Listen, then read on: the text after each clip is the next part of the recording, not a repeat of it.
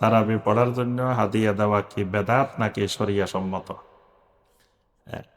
তারাবি পড়ার জন্য বলতে মানে তারাবির যারা ইমামতি করেন, তারাবির যারা ধরেন রমাদান মাসে লম্বা কেরাত পড়েন, মানে আমাকে অতিরিক্ত তারা এসে এখানে সময়টা দিবেন, তারাবির সলাতের বিনিময় তো আর কারো পক্ষে দেওয়া সম্ভব না।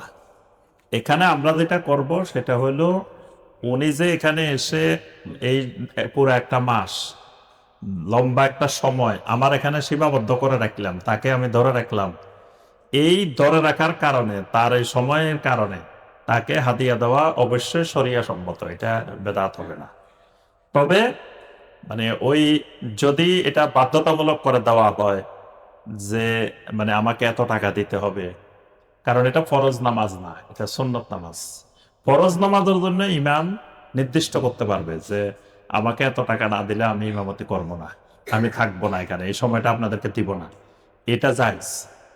কিন্তু ওই নফল সুন্নত নামাজের জন্য, তারাবির নামাজের জন্য এইরকম দাম দর ঠিক করে এরকম থাকা যাবে না। তিনি সময় দিবেন, পড়াবেন, মুসল্লিরা তাদের সামর্থ্য অনুযায়ী সর্বোচ্চ চেষ্টা করবেন তাকে সম্মান করার জন্য, তাকে হাদিয়া দেওয়ার জন্য। এটাতে বেদাতের কিছু নাই। কারণ তাকে আমি যে আটকে রেখছি, তাহলে তো এটাও বেদাত। তাকে তো আমি এখানে একটা সময় দেওয়ার জন্য আটকে রেখছি। জি।